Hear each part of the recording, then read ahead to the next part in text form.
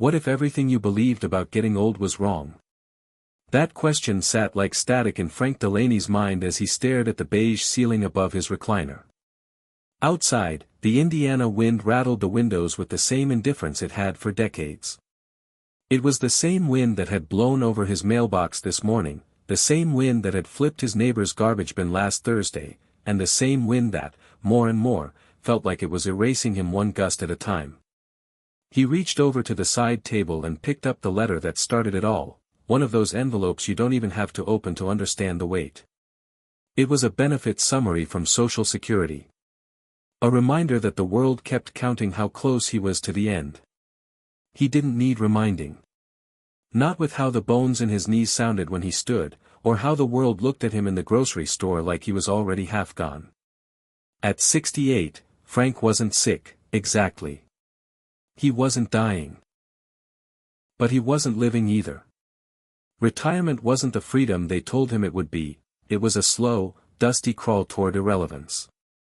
The recliner, the TV, the weekly meal deals at the VFW, a call from his daughter Megan once a week, if she remembered, and the occasional coffee at Roy's diner with Hank, who reminded him that they were both on the down escalator now. That morning, Roy had grinned over eggs and muttered, "You're just waiting for the dirt nap, Frank," like it was some kind of joke. Frank smiled, nodded, and stirred his coffee while something sank in his chest. Nobody meant to be cruel, but there was a kind of casual cruelty in how people talked to the old. Like you were already partially buried. He came home, sat in the garage for a while, an old converted space he hadn't touched in years. Tools lined the walls, collecting cobwebs. In the corner sat something that hadn't moved since 1993. Liberty One, a chopper he'd started building when his hair was still thick and his hands didn't tremble. He told everyone he'd finish it one day. That one day never came. The frame was still solid, chrome dulled, tires flat, gas tank dented from a move long ago. Once, it had been a dream, a piece of art he'd imagined riding through Utah with his wife, Janie. But dreams had expiration dates, didn't they? Especially when your back hurt from bending over the sink to brush your teeth. That night, restless, he couldn't sleep. The house was too quiet, like always. He flipped through channels, landed on YouTube on his TV, thumbed through videos he didn't care about. One autoplayed, Elon Musk on some stage, talking to a group of kids. The billionaire was unshaven, wild-eyed, electric. "I'd rather go down trying than rust away watching," he said, almost offhandedly, like he was commenting on lunch. Frank blinked. Reached for the remote. But he didn't turn it off. Something about the phrase cracked through the numbness. Rust away. Rust. Away. He glanced toward the garage door. Liberty One was rusting right now. He was rusting right now. The screen cut to images of rockets launching, sparks flying, steel bending to purpose. The world moved, it seemed, for men like Elon, men who didn't stop building just because it was hard. Frank stood up, heart tapping in his chest, and padded barefoot across the carpet. He opened the door to the garage. The cold hit him first. Then the smell, grease, oil, and memory. He pulled the string on the single light bulb overhead. It flickered to life, casting weak light on Liberty One. "What if I'm not done?" he said out loud, voice trembling not from age but from something else, hope, maybe. His wife would have smiled at that. Janie always said he was impossible. That he'd be in his garage until 90 if the world let him. He'd quit after her funeral. It had been easier. The silence was less cruel than trying to find meaning in an empty house. But tonight, something shifted. He stepped forward, placed his hand on the cold steel of the bike. For the first time in years, he felt something underneath the arthritis and the fatigue, a pulse. A memory. A flicker. Back inside, he opened an old notebook. Its leather was cracked, the pages yellowing. On the front, in his own handwriting, it read, Project Liberty One. He flipped through sketches, old measurements, a parts list from a 1985 magazine. It was all still there. Waiting. At 2:47 a.m., Frank wrote one sentence on the first blank page he found: "What if everything I believed about getting old was wrong?" Then he wrote another: "Tomorrow, I start again. 15 minutes. That's all." It wasn't a promise to finish the bike. It wasn't a plan to become some new version of himself. It was just a decision to not disappear. In the morning, he'd wake up sore. The creak in his joints wouldn't magically vanish. Megan would still call and tell him he needed to consider assisted living. The guys at the diner would still talk like the future was for other people. But he'd also walk back into that garage. For 15 minutes, he'd do something. Touch something real. Build again. Because rust was a choice, and maybe, just maybe, he didn't have to make it. Hit subscribe and leave a comment with where you're watching from. This story might just spark a new beginning. What's one thing that always pushes you forward, even when things get tough? Before the silence filled the house like smoke, before the mornings were just coffee and the sound of a ticking wall clock, Frank Delaney was a builder. Not just of bikes or sheds or backyard decks, though he did all that, but a builder of moments. He built his life one greasy afternoon at a time, with sweat on his collar and music blasting through an old boombox in the garage. The younger years were louder. His hands were always black with oil, his jeans permanently stained, his mind electric with possibilities. Janie used to lean against the doorway and laugh, telling him he looked like a raccoon with how he'd smudged his own face. He had a little business going, back in the 80s and early 90s. Custom work on bikes, choppers mostly. He never made much, but people talked about Frank's touch, said he made the metal sing. He built 24 bikes from scratch, each one different, each one personal. The crown jewel was going to be Liberty One. He started designing it after a road trip out west with Janie. Somewhere near the edge of Arizona, watching the red rocks turn gold in the dusk, she'd looked over at him on the rental bike and said, "You're gonna build something better than this, I can see it in your eyes." And so he did. Or tried. He drew plans on napkins, made endless notes, cut frame pieces by hand. It was going to be a chopper that symbolized freedom in every inch. A patriotic swirl of chrome and rebellion. A machine for their second act, when the kids were grown and they could ride like the wind across America. But then the call came. Megan was in trouble at college. Then Jim lost his job. Then the house needed a new roof. Then Janie got sick. Then everything changed. Liberty One was shoved in the corner, for now, and now had become 30 years. Janie fought hard. She beat cancer once. The second time, she didn't. It took 7 months. 7 months of hospitals, whispering in the dark, false hopes, waiting rooms, and finally, the quiet after the storm when Frank came home and sat in the garage and couldn't hear her laughter anymore. The tools stayed on the wall, untouched. That room stopped being a place of creation and became a museum of what was. He tried volunteering after she passed. Meals on Wheels. Helping out at the local church. But nothing fit. He felt like a ghost in every room. The kids were busy. Jim had moved to Chicago, a big corporate job now, always on conference calls. Megan had gone the other way, out to New Mexico to paint and find herself. She called more than Jim, but even that had become routine. "How are you, Dad?" "Still here." "Okay, well, I've got a show this weekend," he understood. They had their own lives now. He wanted them to. That was the whole point, right? Raise them, launch them, set them free. But nobody tells you how quiet the nest is once it's empty. Nobody tells you how hard it is to go from being someone's everything to being an occasional phone call. The hardest part wasn't being alone. It was being invisible. At the grocery store, he'd ask for help finding something and get a rushed answer without eye contact.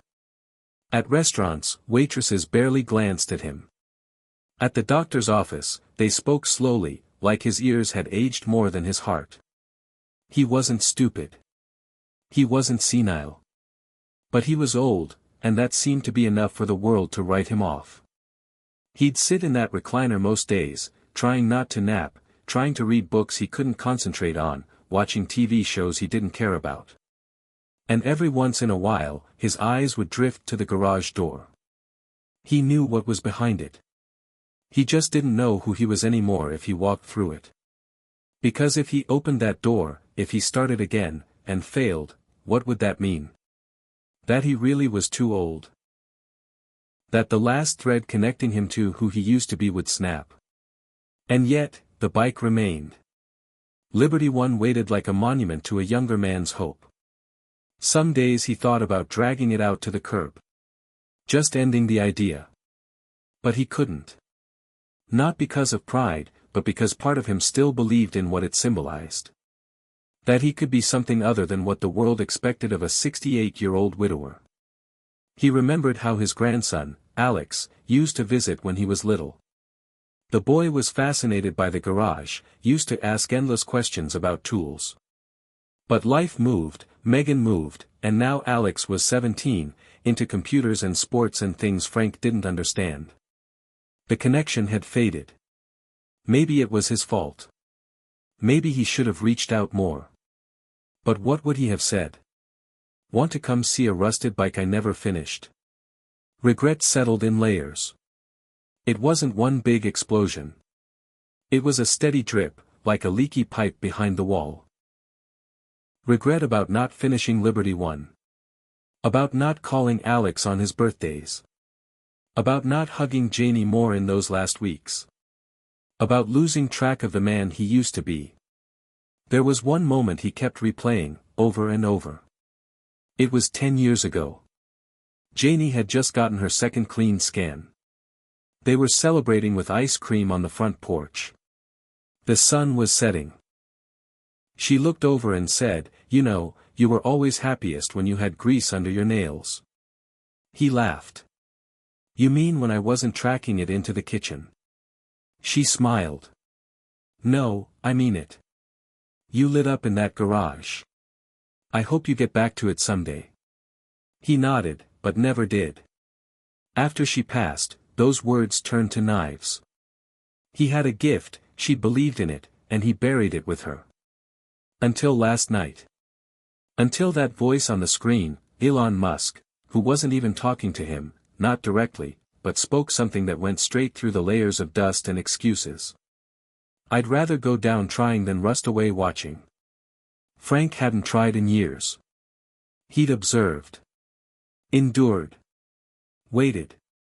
He'd thought retirement meant watching sunsets, but it became watching the clock. Elon's words weren't magical. They didn't make his hands stop shaking or his knees stop popping. But they reminded him of something. Of grit. Of daring. Of not needing anyone's permission to try. And maybe, just maybe, that was enough.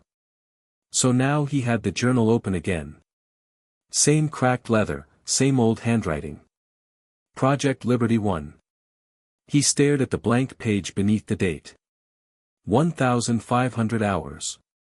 August 3rd. He wrote slowly, careful not to let the pen wobble. "The last time I worked on this bike, I was 38. I had a wife, a business, and a plan. Now I have time, pain in my shoulder, and the echo of a dream. But I'm still here. And I think that means something. Tomorrow I'll clean the gas tank. 15 minutes. That's all. Just to see if I remember how." He put the pen down. Stared at what he'd written. It looked small. But it felt big. Like a crack in a dam. He didn't know if the bike would ever run. Maybe he'd fall off the ladder trying to hang a light. Maybe his heart would give out before he finished. But what if it didn't? What if he still had one more ride in him? Not just on Liberty One, but in life. What if this wasn't the end at all? What if it was just a detour? He stood slowly, knees barking. Walked back to the garage door. Laid his hand on it. Whispered, "Tomorrow." And for the first time in years, sleep came easy.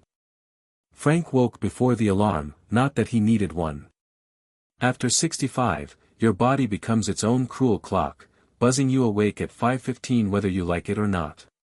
He lay there in the dim morning light, staring at the ceiling fan as it rotated with a familiar squeak that had become background noise in the silence of his life.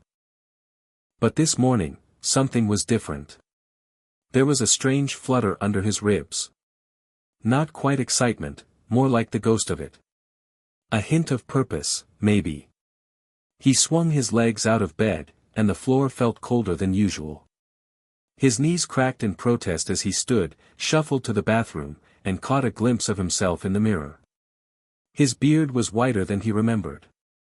Skin thinner. Eyes tired. But behind all of that, if he looked hard enough, there was someone in there. Someone not quite finished. After a quick breakfast, black coffee, burnt toast, same as always, he opened the door to the garage. The musty air hit him like memory. He reached up and pulled the chain on the light bulb, which buzzed and flickered like it was waking up too. For a moment, he just stood there, hands on his hips, staring at the skeletal bike frame. It looked more like a museum exhibit than a project, covered in dust, surrounded by chaos. But he'd made a promise. 15 minutes. That was it. He didn't have to do anything big. Just a spark. He grabbed a rag, bent down to the tank, and started wiping. The movement was awkward, slow. His shoulder ached before he even made a dent. But he kept going. 15 minutes turned into 25. He brushed cobwebs from the handlebars, found the box of parts he'd labeled "Final Assembly," and laughed bitterly at the optimism of that title. He pulled out a chrome piece, turned it in his hand, felt the weight of it. It was still solid. Still strong. Like him, maybe. He was just getting into a rhythm when the sound of his phone cut through the silence. Megan. He stared at the screen a moment before answering. "Hey, kiddo," he said. "You okay?" Her voice was tight. "I'm fine. Are you busy?" "Cleaning the garage," he said. Finally. There was a pause. "That's surprising." He didn't reply. She filled the silence.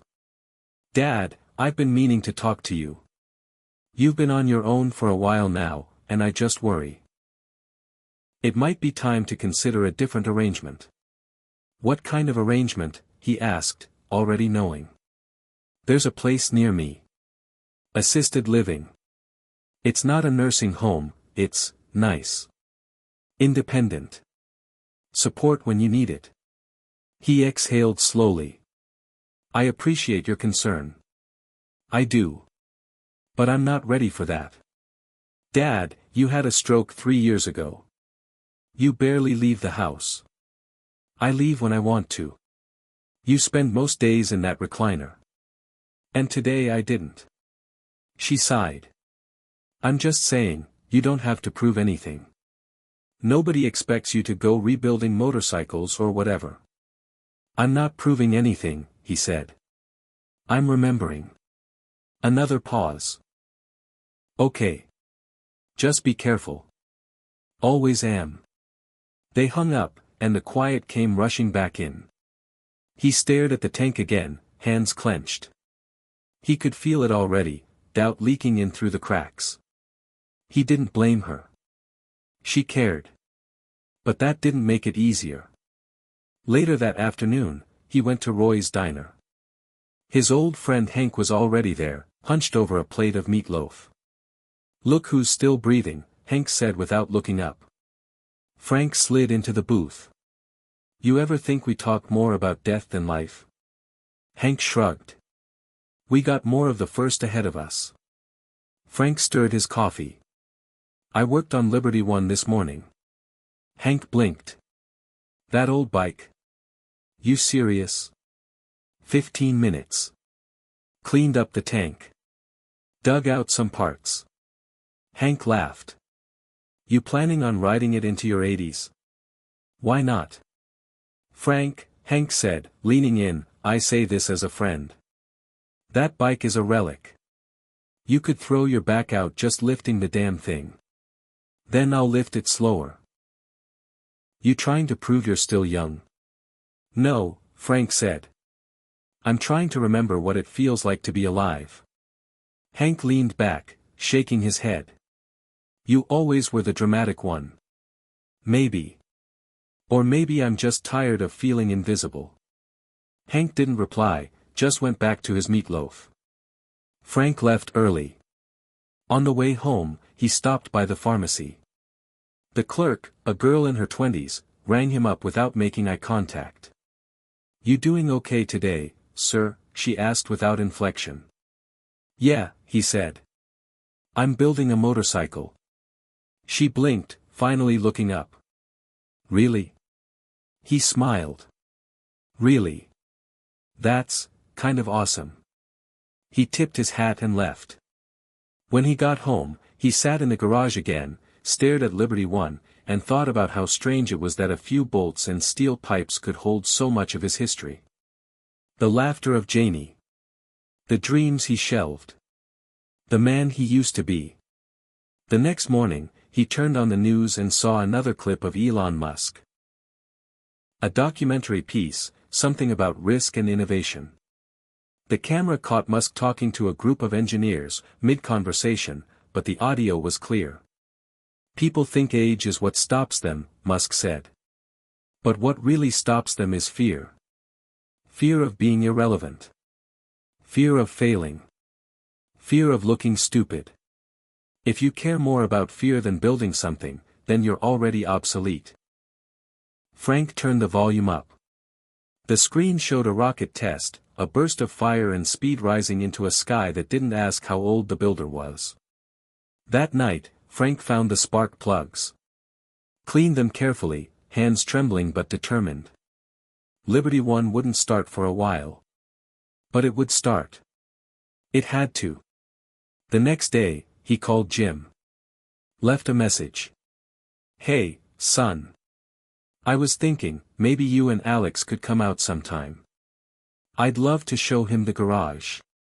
He didn't expect a call back. Not right away. But it felt good to ask. That evening, he made a list. A real list. Every part he needed. Every step he'd forgotten. He wasn't just wiping dust anymore. He was rebuilding. Piece by piece. At dinner, he sat at the kitchen table, where he hadn't eaten in years, and looked at the plans. For the first time in a decade, he wasn't thinking about the end. He was thinking about what came next. He didn't sleep much that night, but when he did, he dreamed of the open road, the wind in his face, and a voice in his head, Janie's voice, laughing, proud, alive. And when he woke up, he whispered, I'm not obsolete. Not yet. Frank stood in the garage, the air thick with old oil, dust, and expectation. His hands ached already, but there was a kind of warmth in that pain now, a texture to the day he hadn't felt in years. He looked at Liberty One, bare bones, metal ribs, and potential, and felt something else, defiance. 15 minutes turned into 2 hours. He took breaks, sipped water, stretched his legs, but he didn't stop.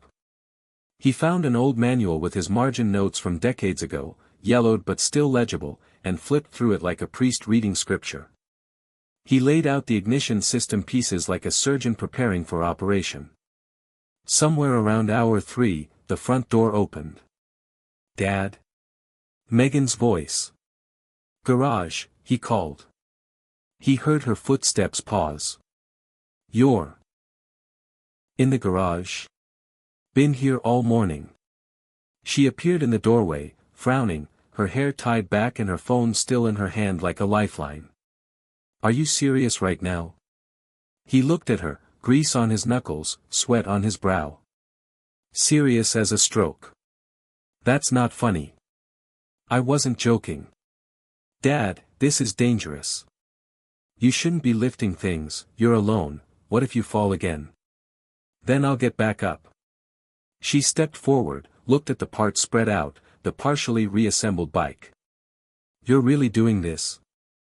Every day? Little by little? Why? He didn't answer right away. He looked at the wall, at a faded photo of Janie holding a wrench, laughing. Because I never said goodbye to this. To her. To me. Megan softened for a moment but stayed guarded. I'm not saying give up. I'm saying be realistic. That's what I've been for the past 10 years. Realistic. Safe. Small. You're 68. And still breathing. Which means I've got work to do. I don't understand. You're not supposed to. That night, after she left, reluctantly, with a promise to check in soon, Frank sat in his recliner, legs sore, eyes burning, mind racing. He turned on the TV, skipped past the news and game shows, and opened YouTube. He typed one word, Elon. The screen filled with thumbnails, interviews, speeches, launches, memes, controversies. He clicked on a long-form podcast, Elon sitting across from some young host in a black hoodie. The lighting was low, the setting relaxed. Elon's voice was slow, thoughtful, direct. You know what I hate most? The billionaire said. When people stop asking questions. When they let the world shrink around them. The biggest lie we're told is that there's a time when you're too old to matter. Frank leaned forward. Elon continued. If you have a mind, you're still in the game. The second you accept irrelevance, you hand the wheel to someone else. I've failed. A lot. Rockets exploded. Companies almost died. But I kept asking, what's possible, even when everyone else said, why bother? Frank stared at the screen. It didn't feel like a motivational video. It felt like a dare. He paused the video, looked around his living room, neutral tones, dusty corners, a space that once held laughter and music and now just held furniture. He turned off the TV and went back to the garage. He didn't work. He just stood there, hands in his pockets, looking at Liberty One under the single bulb like a sculptor studying marble. What's possible, he whispered. Not what's practical. Not what's safe. What's possible? The next morning, he wrote something on the side of the gas tank in chalk. Big, crooked letters, rebuild equals rebirth. Then he got to work. He installed the handlebars, refitted the left side foot peg. By noon, he'd reconnected the throttle cable. By 2, he had sweat through his shirt and a grin stretched across his face. He hadn't smiled like that in years. That afternoon, he got a text. From Jim. Heard from Meg. So, you're building the old bike again? You okay? Frank typed back, more than okay. You should bring Alex next weekend. I want to show him something. No response right away. That was fine.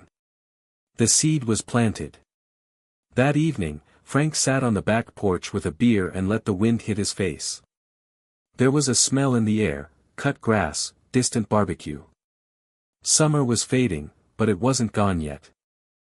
Neither was he. That night he dreamed again. Not about death or endings or funerals, but about the road. Endless, golden, open. And he was riding, not watching. The next few days became a rhythm. Morning coffee. Garage. Lunch. Garage again. Old rock music on the radio, tools in hand, dust in his lungs, and the steady thrum of something waking up. He posted a photo of Liberty One's cleaned-up frame on a motorcycle forum. Just the frame, a caption, rebuilding what I should have finished years ago. One bolt at a time. He expected nothing. The next morning, there were 28 replies. Encouragement. Questions. Stories. My dad left a project bike I've never touched. Maybe it's time. You've inspired me, man. I'm 59. Been sitting on my dream build since '07. One comment hit him hard: my father stopped doing what he loved after his stroke. He never came back from that. Reading this makes me wish he had. Frank stared at the screen, fingers hovering over the keys. Then he typed. It's never too late. You're only done when you say you are. That afternoon, he went into town. Bought new spark plugs, brake lines, and a set of tools he didn't technically need but wanted anyway. At the checkout, the young man behind the counter looked up. Building something? Fixing an old bike. Classic. One of a kind. The kid nodded with something like respect. Cool. Just that one word, but it stuck. Cool. Nobody had called Frank, or anything he did, cool, in decades. Back home, he called Megan. I want to do something, he told her. I want to finish Liberty One and ride it at the autumn rally. She sighed. Dad, those rallies are long. You'd have to pass safety. You'd need registration, gas money, transport. I've got time to figure that out. And if you can't? Then I'll at least have tried. She didn't argue. That was new. He heard her voice soften. I miss you, she said. I miss who you used to be. Then you're going to like who I'm becoming. Later that evening, Frank found another video of Elon Musk, this one from an engineering Q&A. A kid asked, "What's your biggest fear?" Elon paused. Wasting potential, he said. In myself. In others. I think we're all born with a unique fire. The tragedy is how many people let theirs die out because of fear, or comfort, or because someone else told them it's too late. Frank whispered, "Not me. Not anymore." He opened his notebook and wrote at the top of a fresh page, "I'm not finished. I'm just reigniting. Liberty One wasn't a bike. Not anymore. It was a message. A middle finger to everything that told him he was done. A reply to every, take it easy, and, slow down. A living embodiment of the truth that you're only irrelevant if you accept that label." And Frank Delaney wasn't accepting it. Not today. Not ever again. The next morning, Frank woke up with the sun already sneaking through the blinds, casting long golden bars across the wooden floor. His back was tight, his hands stiff, but there was a pulse in his chest he hadn't felt in years. Not just the biological thump of a surviving heart, but the tremble of anticipation. He shuffled into the kitchen, poured a cup of hot coffee, and stared out the window at the garage door like it was a threshold to another life. He didn't need to think about what to do next, he already knew. Today was the day. He'd prepped the frame, cleaned the parts, double-checked every wire. Now it was time to see if Liberty One had anything left to say. He didn't tell anyone. Not Megan, not Jim, not even Hank. If it didn't work, he didn't want the look. That patient, sympathetic look people give old men trying to resurrect lost things. He pulled on his oldest work shirt. Same one he wore the day he first started the build, the sleeves now loose around arms that had softened over time. It still smelled faintly of motor oil and metal shavings. That was the scent of his youth. In the garage, he set up the camera on his phone. Not to go viral. Just to document it. He figured if it sparked, even for a second, he'd want proof. Not for the world. For himself. He sat on a low stool, took a deep breath, and ran through the checklist. Fuel, primed. Battery, charged overnight, holding steady. Spark plugs, new. Ignition coil, replaced last week. Cables, tight. Wiring, tested, retested, prayed over. He turned the key. Nothing. Just silence and the hum of his own breath in his ears. His hand hovered over the start switch. This was the moment. This was either resurrection or confirmation that he was chasing a ghost. He pressed it. The engine coughed. Choked. Clicked. He froze. Waited. Tried again. Another click. Then a growl. Like something deep in the frame was clearing its throat. He tried a third time. This time, Liberty One made a sound that shot adrenaline straight to his skull. A cough, a kick, and then, vroom, a stuttering, uneven, beautiful roar. It was rough. It was inconsistent. But it was alive. Holy hell, Frank whispered. He stood up too fast, his knee barking in protest, but he didn't care. The bike idled roughly, the engine sputtering like it wasn't sure it wanted to keep going, but it was going. Smoke rose from the tailpipe. He tapped the throttle gently. The rev was weak but real. Tears welled in his eyes before he could stop them. It wasn't the bike. It was what it meant. Something he built with his own hands, something he had buried in grief and guilt, was breathing again. That meant he could breathe again. He let it run for 30 seconds, then killed the engine and sat down. The silence afterward was just as loud as the roar. It felt like a victory parade. He leaned back and laughed, not the half-laughs he'd grown used to, but the belly-deep kind, the kind Janie used to tease out of him during their best years. He wiped his face with an old rag and stared at the bike. "You still got it," he whispered. "And maybe, so do I." That evening, he posted the video to the forum, not expecting much. Just a 42-second clip. No music, no edits, just the raw sound of Liberty One waking up. He titled it, "The First Spark." After 30 years, she growled again. Then he turned off the phone and went to bed, feeling more alive than he had in over a decade. The next morning, he made coffee, sat down, and opened his phone. His inbox had exploded. Dozens of messages. Comments. Likes. Shares. Men and women from all over the country writing things like, "This gave me goosebumps. I'm 67 and haven't picked up a wrench in years. You just changed that. My dad died before finishing his dream car. Watching this brought him back to me." One message stood out. A direct message from someone named Tyler, Alex's age. "Hey Mr. Delaney. My grandpa died last year. He was trying to build a 47 Indian but never got to finish. Watching your video made me cry. Thank you for not quitting." Frank sat in silence for a long time after reading that.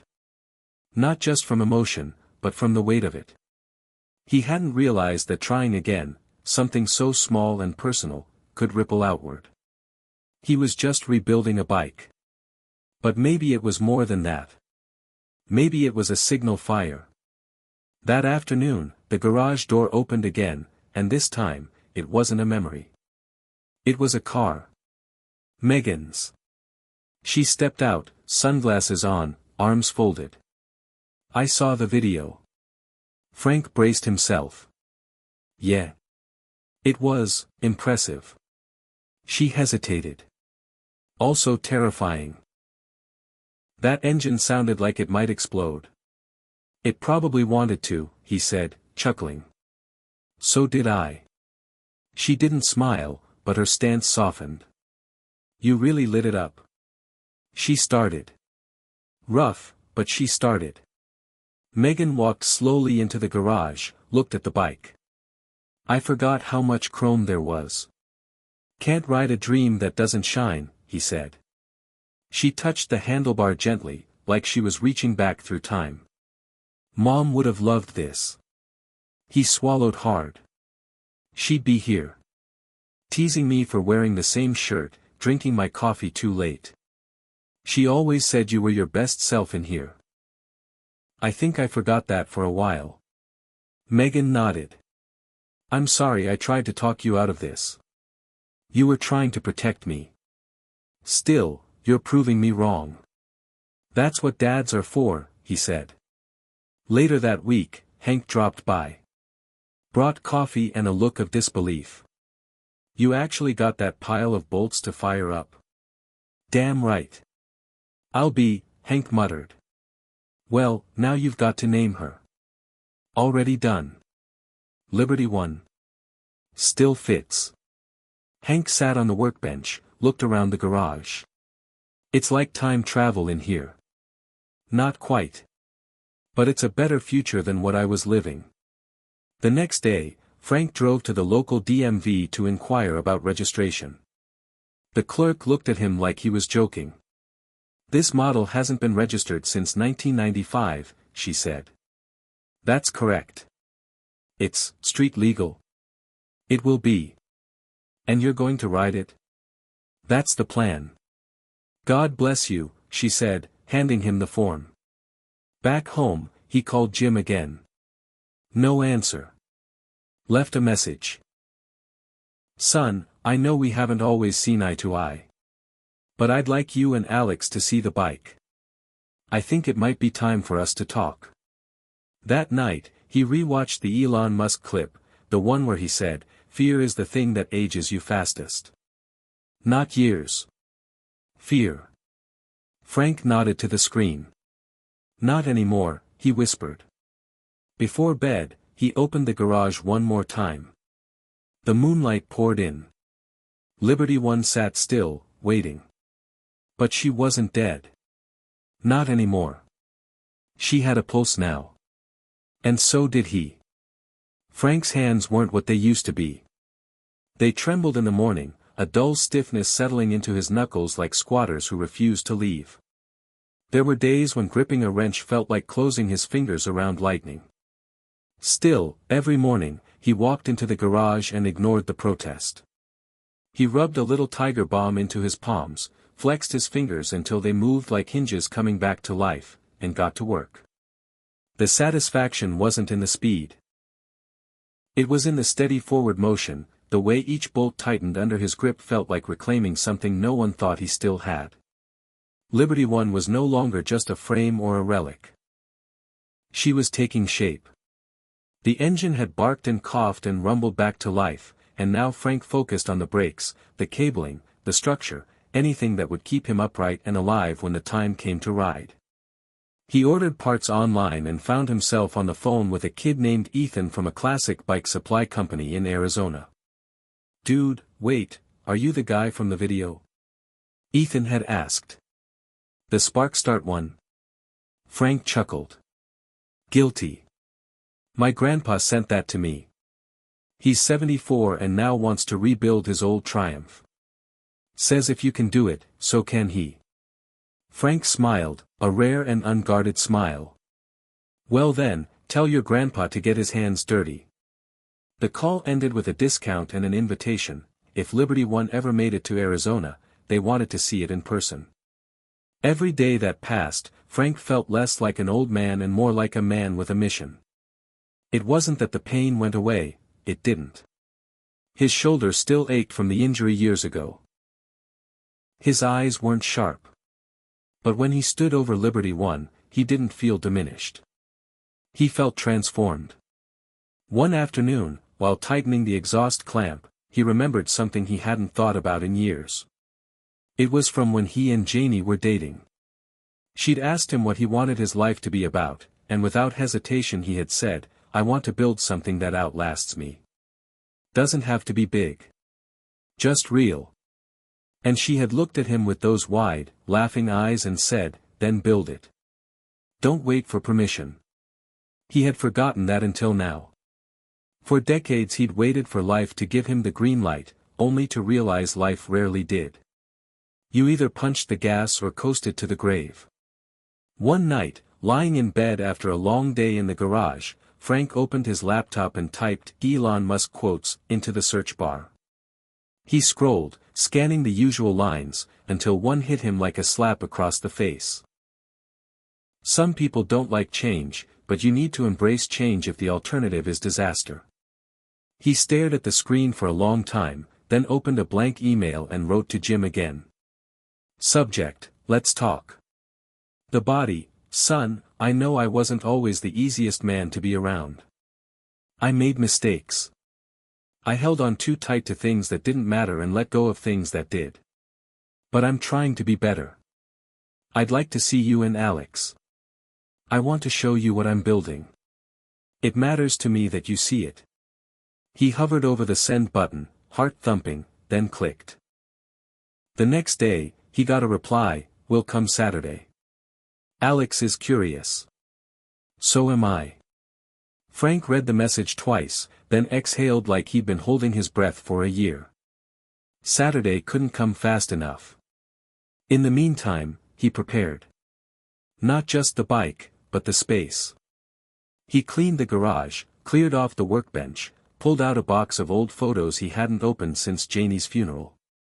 He laid out some of the plans for Liberty One on the table, dog-eared and stained with age, but proud. When Saturday came, Frank wore his cleanest flannel and tried not to pace. Jim arrived around noon with Alex in tow. Alex had grown, 16 now, taller than Frank remembered, with that half-curious, half-bored look teenagers carried like a shield. But he smiled when he saw the bike. "Whoa," he said. "You really built this?" "Still building it," Frank said. "But she's alive. Can we see it start?" Frank turned to Jim. Jim gave a small nod.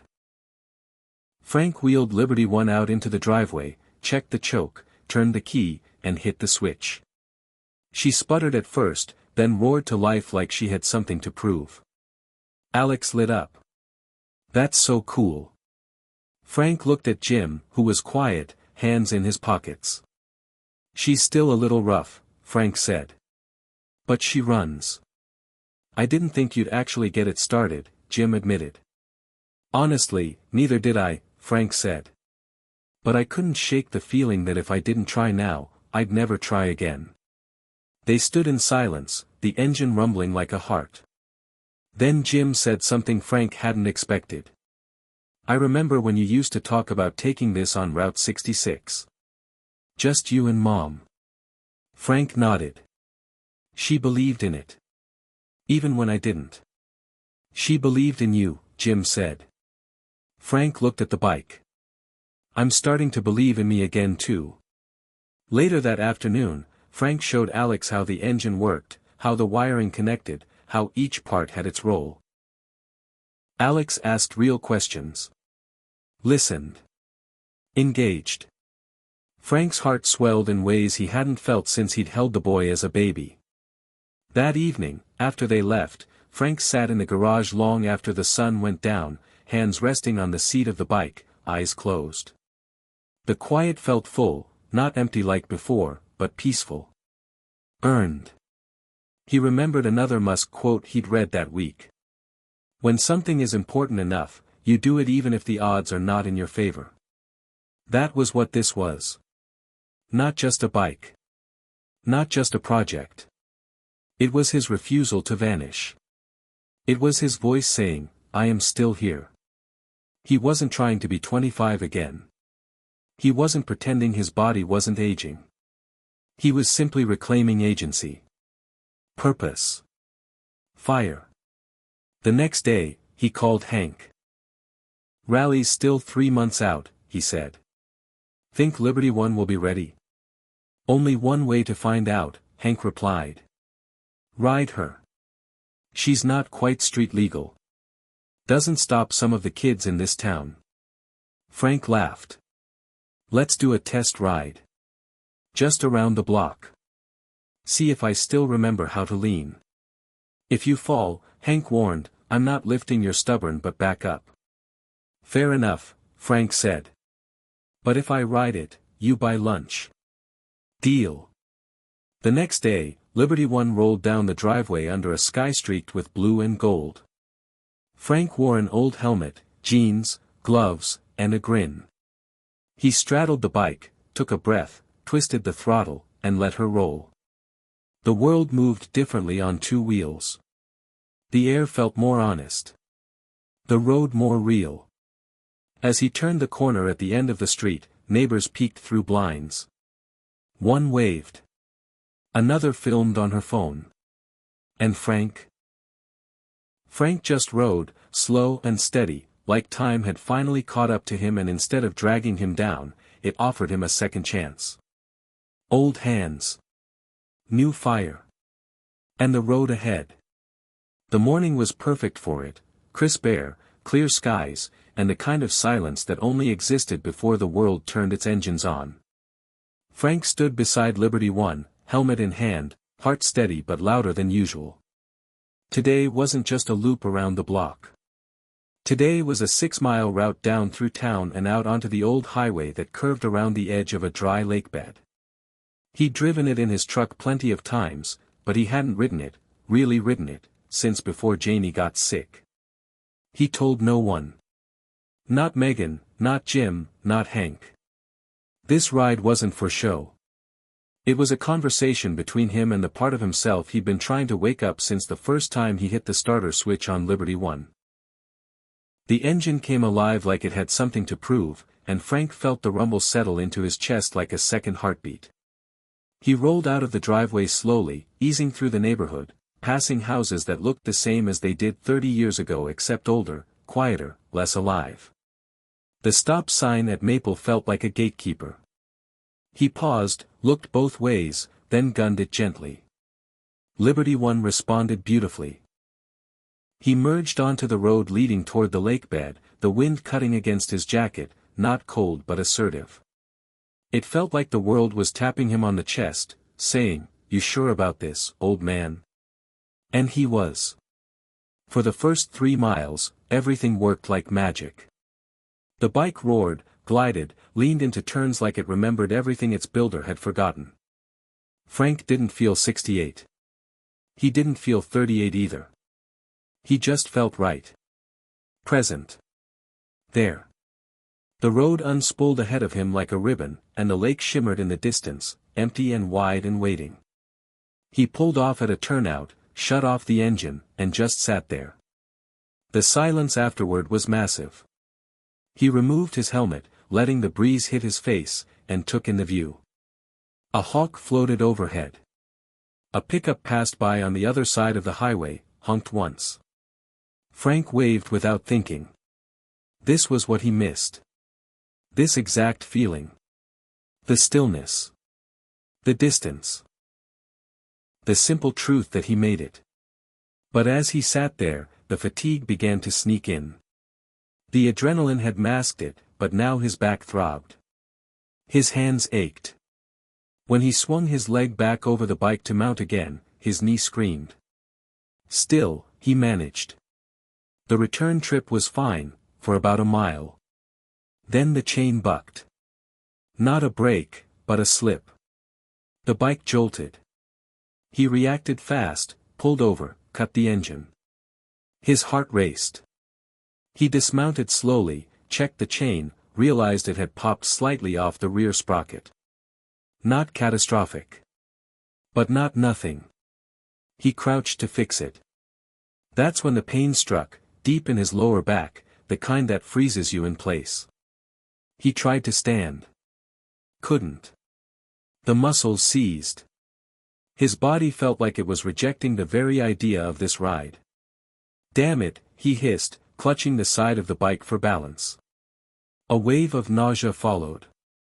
He closed his eyes, breathed deep. It passed, but only just. He knew this pain. He'd felt it once when loading boxes in the attic years ago and had been laid out on the floor for hours. Not now, he muttered. He looked around. No one. The road was empty again.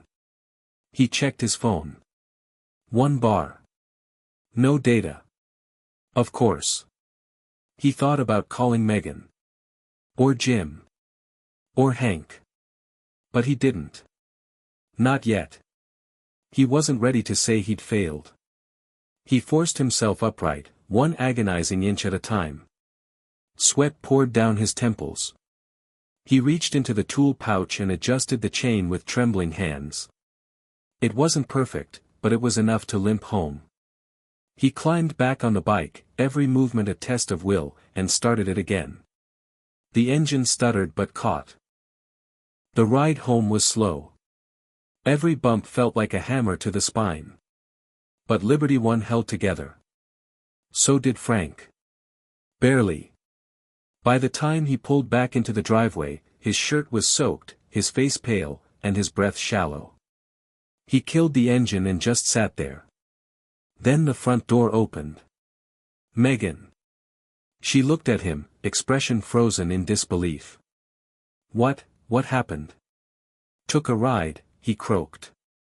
Too far. She ran to him. Dad, you look, God, your face, why didn't you call someone? Had to do it. For me. This is insane. It's life, he said, gritting his teeth. Real life. She helped him inside. He collapsed on the couch, legs trembling.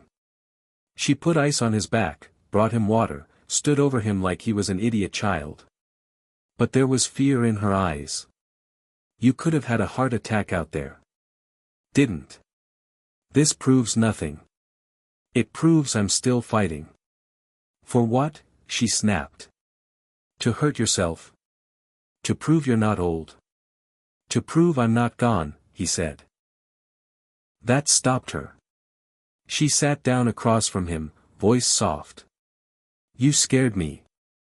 I scared myself. Was it worth it? Yes. He looked at her, eyes bloodshot but clear. Because I didn't crash. I didn't give up. I made it back. She said nothing for a while. Just sat with him.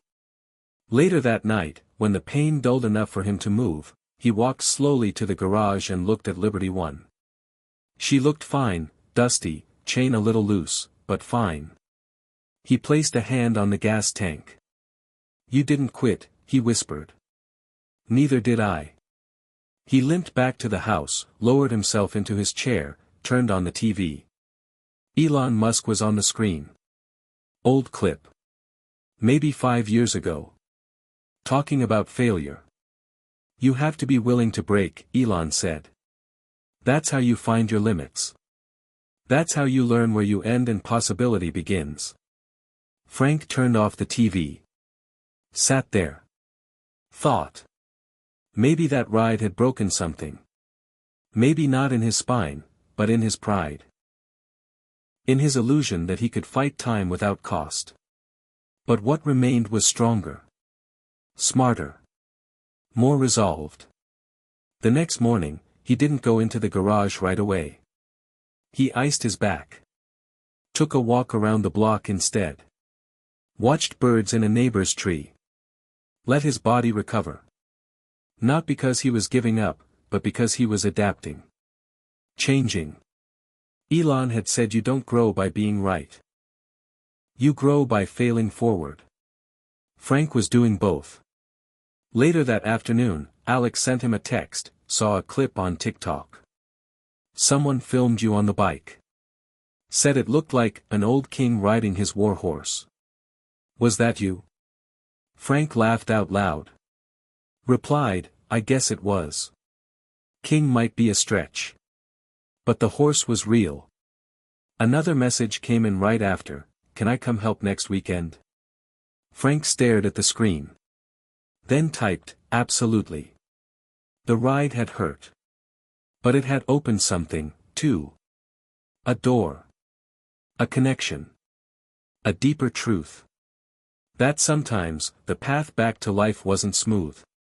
It was uphill. It was painful. It nearly broke him. But he was still riding. The knock on the garage door came at 9:03 a.m. sharp that Saturday. Frank was already in there, wiping grease from his fingers and adjusting the angle of the drop light above Liberty One. He had been up since 6, stretching carefully, taking ibuprofen, and moving through his morning like a man preparing for both work and company. When the knock came again, gentler this time, he opened the side door and there stood Alex, backpack slung over one shoulder, hoodie too warm for the weather, but eyes alert and steady. Hey, the boy said. I brought gloves. Mom said you might not want me touching anything bare-handed. Smart woman, Frank said, stepping aside. You ever hold a torque wrench before? No, Alex replied, walking into the garage and looking around. But I watched some videos. A guy on YouTube was rebuilding a 66 Bonneville. I wanted to learn before I got here. Frank blinked at him, caught off guard. Well, that's more than most do. Let's see what you got. The hours passed in a rhythm Frank hadn't known he missed, conversation that didn't feel forced, the quiet back and forth of two people working on something real. Frank showed Alex how to check cable tension, how to secure the throttle housing, how to use feeler gauges to measure valve clearance. Alex listened closely, asked good questions, and nodded like he wasn't just pretending to care, he actually cared. There was something steady about him, Frank realized. Not just interested, but present. It reminded him of how Jim had been before everything got complicated. Before Frank became the kind of father who let work answer the questions that should have been asked at the dinner table. Around midday, Frank stepped back, wiped his hands, and said, "You hungry?" "Starving," Alex said. "There's a diner 10 minutes from here," Frank offered. "Burgers the size of your head." "Let's go," Alex said, smiling. They rode in Frank's truck, windows down, country music playing low on the radio. Frank glanced at Alex from time to time, watching him look out the window, tapping his fingers on the door in rhythm, and wondered when the boy had grown from a quiet toddler into this alert, slightly awkward but undeniably smart young man. At the diner, they sat in a corner booth under a faded black and white photo of a 1950s car meet. Alex looked at it for a long moment. "Do you think Liberty One will ever look like that?" "Maybe better," Frank said. "She's got more miles in her story." "What made you want to build it again?" Alex asked, tone cautious but curious. Frank paused, letting the question sit for a moment. "I think I just got tired of waiting to feel like myself again. For a long time, I thought that feeling was gone. Buried. But then I watched this clip, Elon Musk talking about how fear's the fastest way to get old. And I realized I'd been afraid for years. Afraid of trying. Afraid of failing. Afraid of not mattering anymore. So I opened the garage and found the only thing I knew how to do that made me feel alive again." Alex nodded slowly. "I think I get that. At school, people talk about college and jobs like everyone already knows where they're going. I don't. Not really. But when I look at that bike, or see the video of it running, it makes me feel like there's time. Like it's okay to not have it all figured out yet." Frank looked at him, heart swelling. "You got more time than you know. And more ability than you believe." When they got back to the garage, Frank pulled out an old parts catalog and handed it to Alex. "Pick something to fix next. It's your call." Alex grinned. "Really?" "Yep. I trust you." He didn't say the rest, that he also needed him. That working together with Alex gave him something Janie used to call generational hope. The idea that our worth didn't end with us. It extended into those we influenced, whether we knew it or not. Over the next few weekends, a rhythm formed. Every Saturday morning, Alex showed up with his gloves and that focused look in his eye. They worked side by side, sometimes talking about tools, sometimes talking about music, and once, when the silence stretched long and comfortably wide, Alex asked about Janie. Frank told him about the first time they met, at a diner much like the one they'd visited. How she laughed so hard at one of his jokes, she nearly fell off her stool. How she always believed in starting things, not waiting for perfection. "She would have liked you," Frank said, voice thick with emotion. "She believed young people should get their hands dirty. Build something. Break something. Try again." Alex was quiet a long time, then said, "I wish I had met her." "In a way," Frank replied, "maybe you are." One afternoon, they tried to mount the custom seat. It didn't fit right. The bracket was off by a quarter inch. Frank muttered something under his breath and went to reach for the angle grinder. But Alex held up a hand. Wait. I think we can make a spacer. Use one of the washers from the bracket kit and shim it with a rubber bushing. It won't be perfect, but it'll seat stable. Frank blinked. You sure? I mean, we can try it. Worst case, we go back to the grinder. Frank handed him the tools and watched. 5 minutes later, the seat clicked into place. Tight. Stable. Damn, Frank said. You've got the eye. Alex grinned, flushed with quiet pride. You taught me. Maybe. Or maybe you were just waiting to be asked. That evening, after Alex left, Frank stood alone in the garage, the light golden through the side window, the scent of oil and leather hanging in the air like a memory. He looked at Liberty One, not just as a bike now, but as a bridge. A way back to something he'd thought he lost forever. Not just youth. Not just relevance. But family. He remembered something else Elon had said, not in a viral clip, but buried in an old interview most people skipped.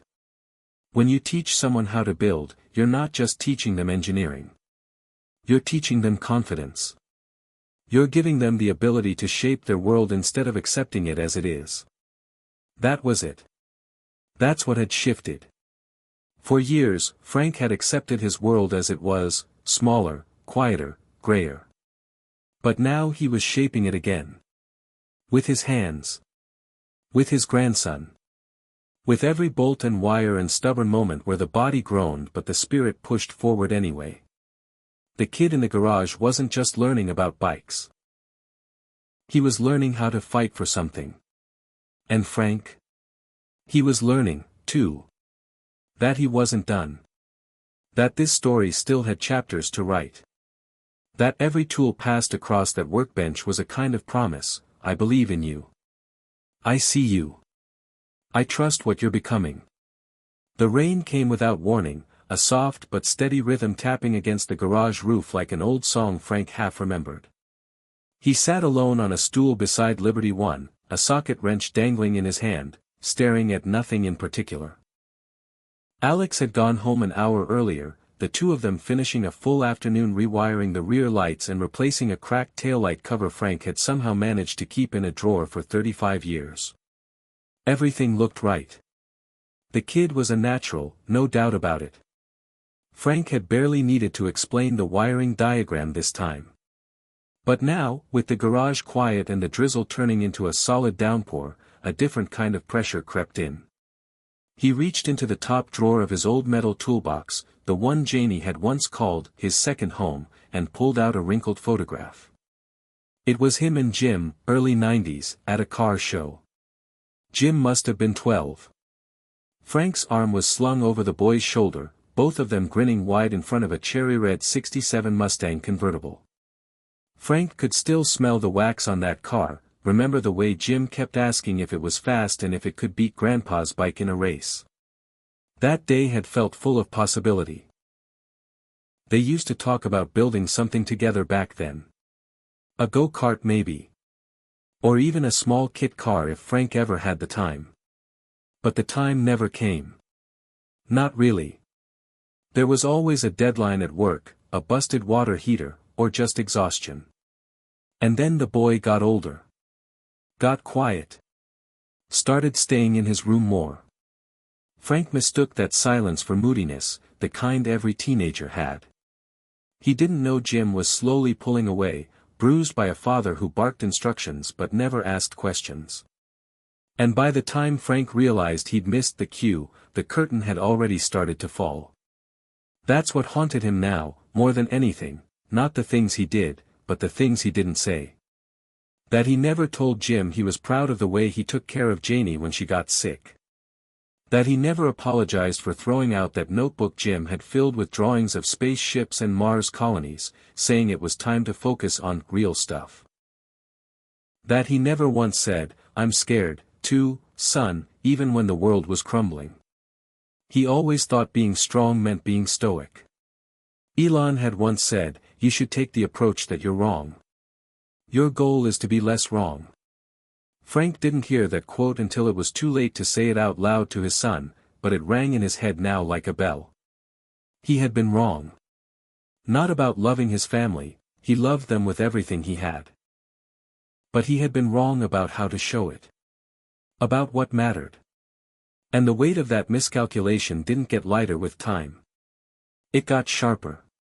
He thought again of the moment Jim had stood in the driveway weeks ago, watching Liberty One growl back to life. There was something in his son's eyes then, hesitation, maybe hope. Like he was standing on the edge of something and couldn't decide whether to jump or turn back. That moment hadn't passed. Not really. But it was fragile. Frank knew he had to say something before it slipped away. That night, he sat at his kitchen table with a cup of weak coffee, a pen, and a blank sheet of paper. No email this time. No texts. Just ink and thought. The way people used to speak when it mattered. "Jim," he wrote, "there are things I should have told you a long time ago. I don't know why I didn't.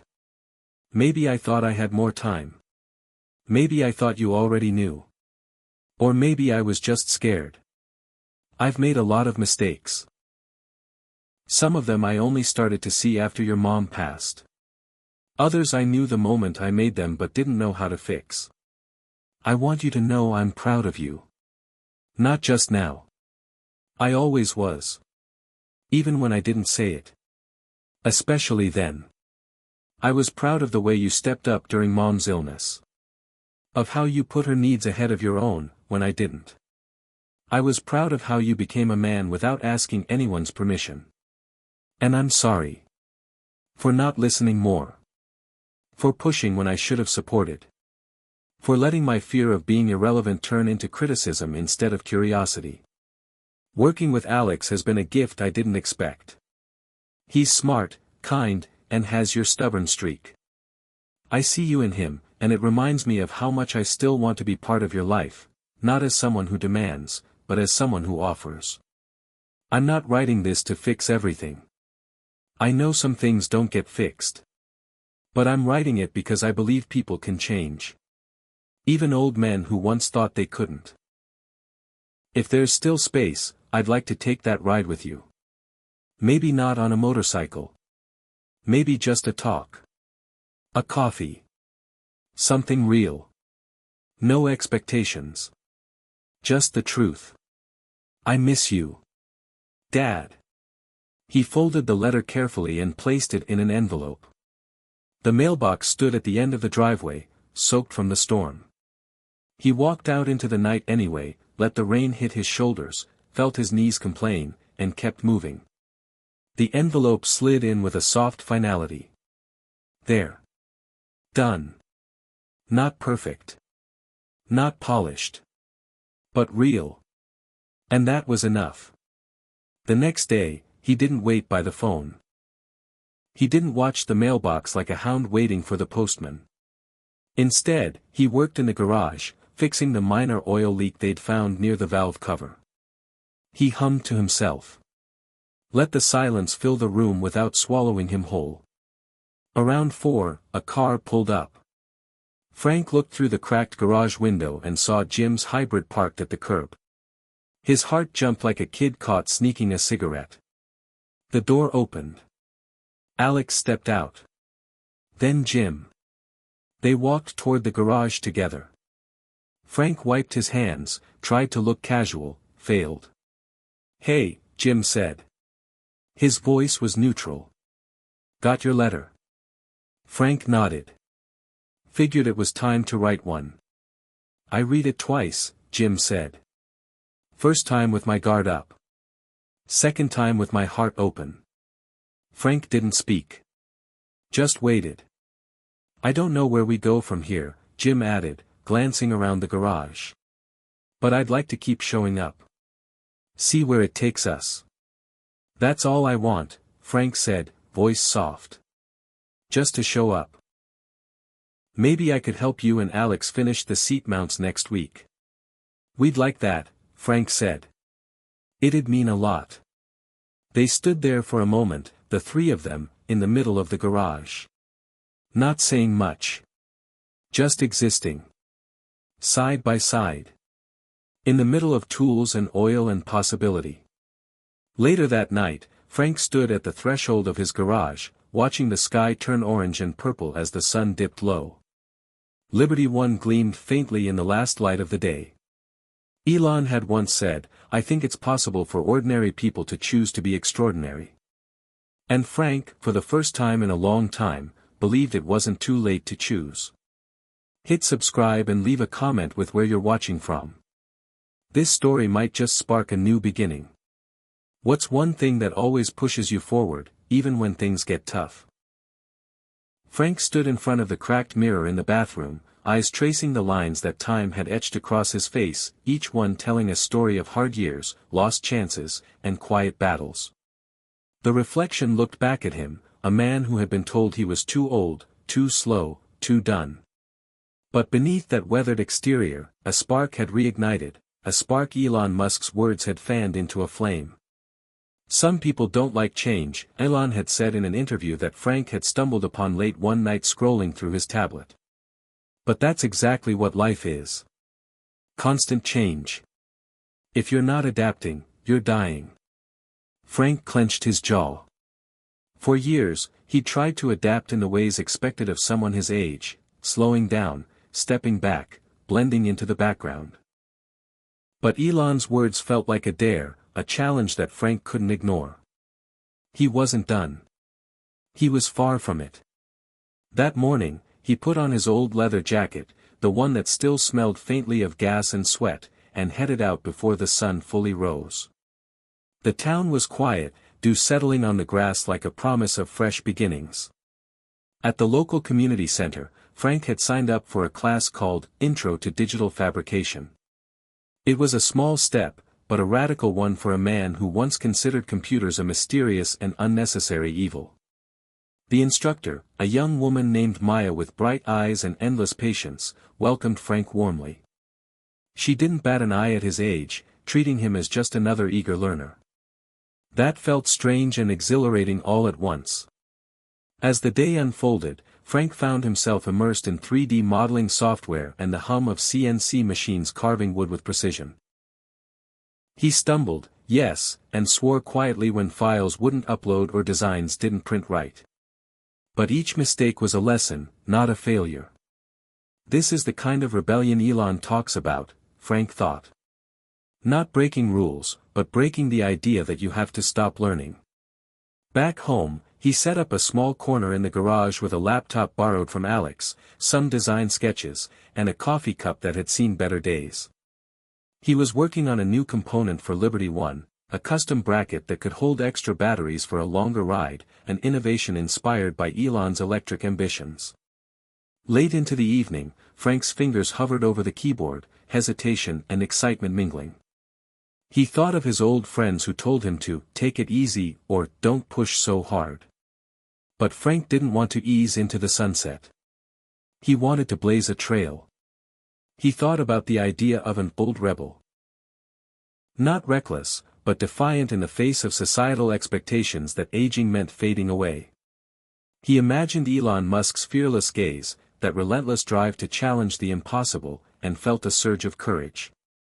The next day, Frank brought Liberty One to the community center's workshop.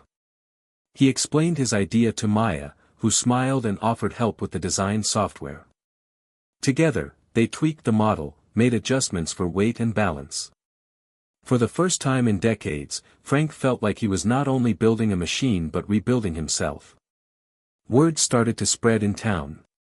People whispered about the old man who refused to settle, who was learning new technology and dreaming bigger than anyone expected. Some smiled and nodded with newfound respect, others shook their heads, calling it foolish pride. Frank let the doubters talk. Their voices were background noise to the beat of his own determination. One afternoon, Alex stopped by the garage with his usual enthusiasm and a stack of car magazines. "Grandpa," he said, "did you know Elon Musk dropped out of Stanford after 2 days? Said it wasn't for him. He just wanted to build things." Frank nodded, "Yeah, I heard that story." Alex grinned, "Makes me think it's okay to take my own path. Not the one people expect." "Exactly," Frank said, feeling proud. Sometimes, the best thing you can do is not follow the map, but draw your own. The phrase stuck with him. Drawing his own map. After dinner, Frank sat on the porch, the night air cool and fragrant. He reflected on his journey so far, on lost time, on lessons learned too late, and on the fierce fire burning inside him now.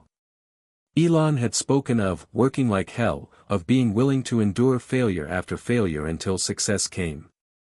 Frank wasn't in Silicon Valley, and he wasn't launching rockets to Mars, but he was launching something just as significant, a second life fueled by rebellion against age and expectation. He thought about the other men and women he'd met at the community center, the ones afraid to try, paralyzed by the fear of being too old. He wanted to tell them what Elon's story had told him, that it's never too late to start, never too late to fight, never too late to redefine yourself. Frank wasn't just building a bike or learning new tech. He was building a legacy of courage, proof that the heart could defy the clock.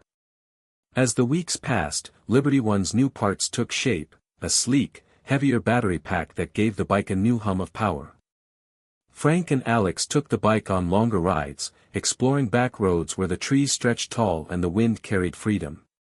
Each mile was a celebration, a testament to what stubbornness and hope could create. One afternoon, Frank got a call from Jim. "Hey Dad, I heard about the new battery mod. Sounds like you're becoming quite the inventor." "Trying to keep up with the young ones," Frank joked. "Glad to hear it. Maybe next time I visit, you can show me how to use that 3D printer you've been raving about. Looking forward to it." The call left Frank smiling long after the phone went silent. Elon Musk had changed the way he saw the world, but more importantly, he'd changed how Frank saw himself. Not as a man winding down, but as a man who still had the power to build, to learn, and to rebel against the limits others placed on him. That night, Frank wrote a message on his blog, a simple note to anyone who might be reading. Age is not a cage. It's a challenge.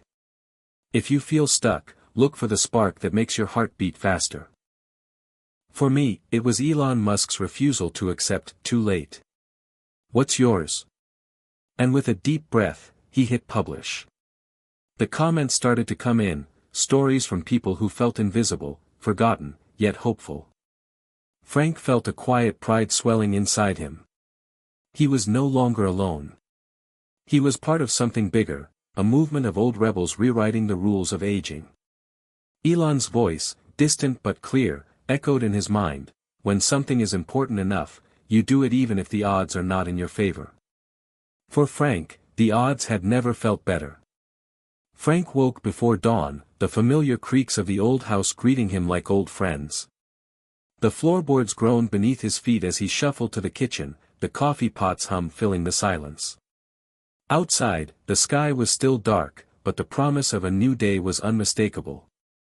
He sat by the window, watching the streetlights flicker off one by one, and thought about how much the world had changed since his youth. And how much he had changed, too. He remembered a quote Elon Musk had shared in a podcast: "Some people don't like change, but you need to embrace change if the alternative is disaster." For Frank, disaster had looked like giving up on himself. Giving in to the idea that after 65, you're done, that your best days are behind you. But that wasn't the truth. Not anymore.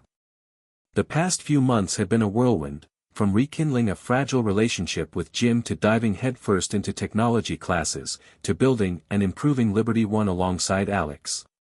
Each small victory was a step toward a future Frank never thought he'd claim. He took a sip of coffee and pulled out his tablet. His blog had grown beyond his wildest dreams.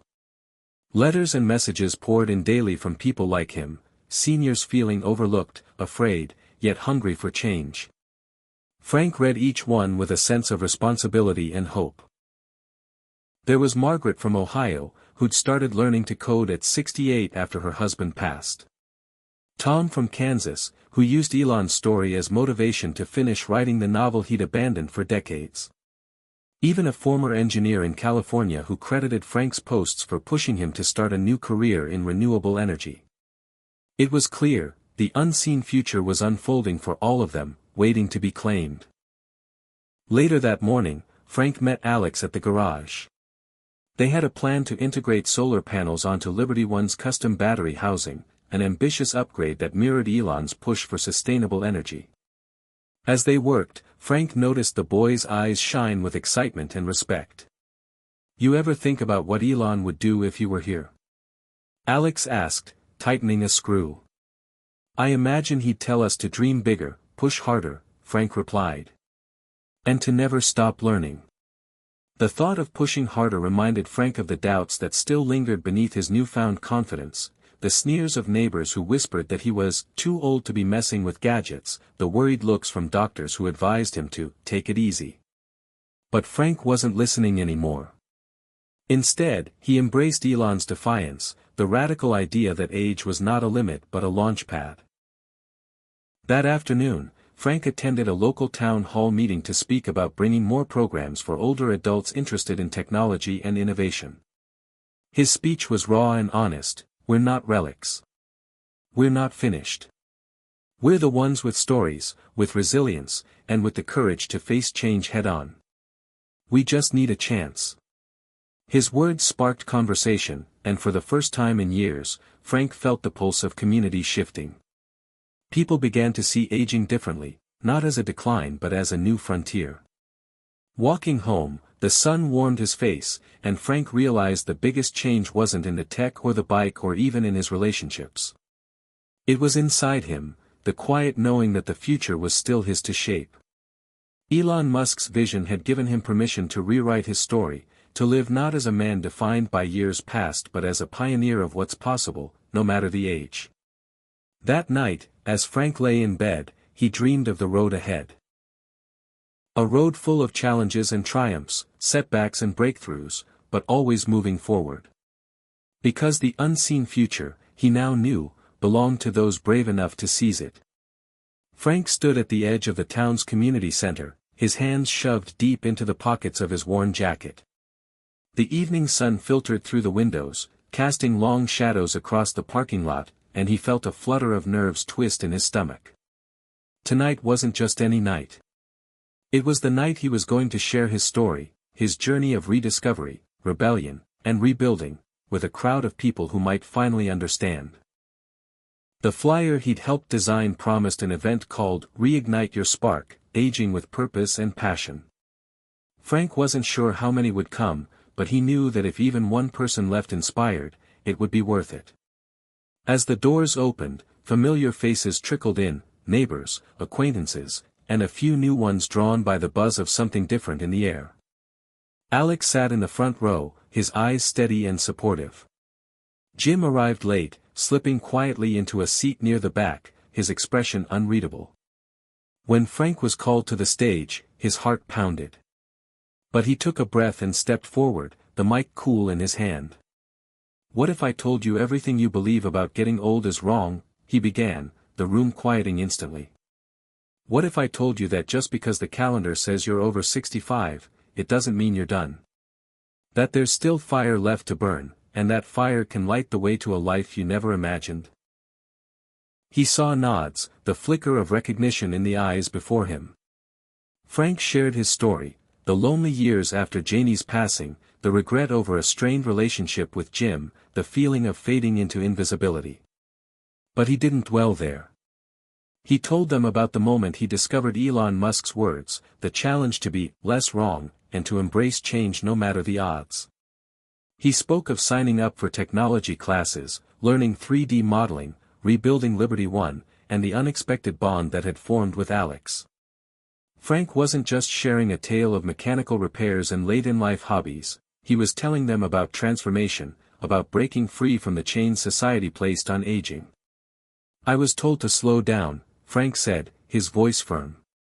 "But I realized I needed to speed up, into a new chapter, with new dreams, new goals, and new courage." If Elon Musk can change the world starting in his 20s, then what's stopping any of us from changing our own worlds in our 60s, 70s, or beyond? The room was silent for a beat, then erupted into applause. Jim stood, clapping slowly, a tentative smile breaking through. After the event, a woman named Ruth approached Frank, her eyes bright with tears. "You don't know me," she said, "but your story gave me permission to try again.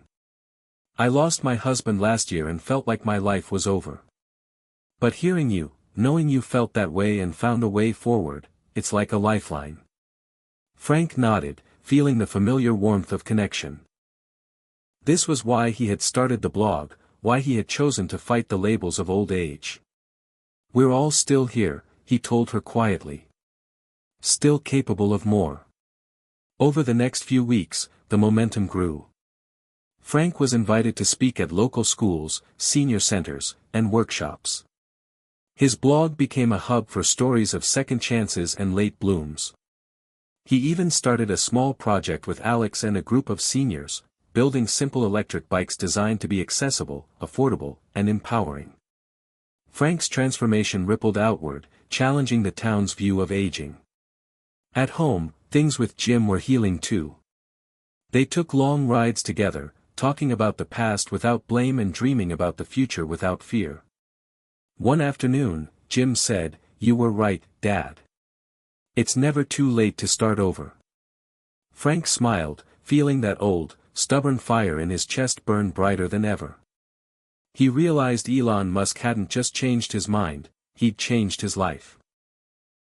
And now, Frank was helping others do the same. The threshold had been crossed, not just into a new phase of life, but into a new way of being, bold, rebellious, and full of possibility. Frank sat at his workbench late into the night, the soft glow of a single lamp illuminating scattered tools, sketches, and the half-finished frame of Liberty One. Outside, the quiet hum of the town settled into darkness, but inside Frank's garage, a different kind of energy thrummed, a steady, relentless pulse fueled by determination and the memory of Elon Musk's words echoing in his mind: "Persistence is very important. You should not give up unless you are forced to give up." He recalled the countless times he had felt forced to give up before, when Janie passed, when his health faltered, when Jim grew distant. Each time, the world had seemed to shrink, leaving him feeling smaller, less significant. But now, armed with a new mindset, Frank saw setbacks as merely obstacles, not dead ends.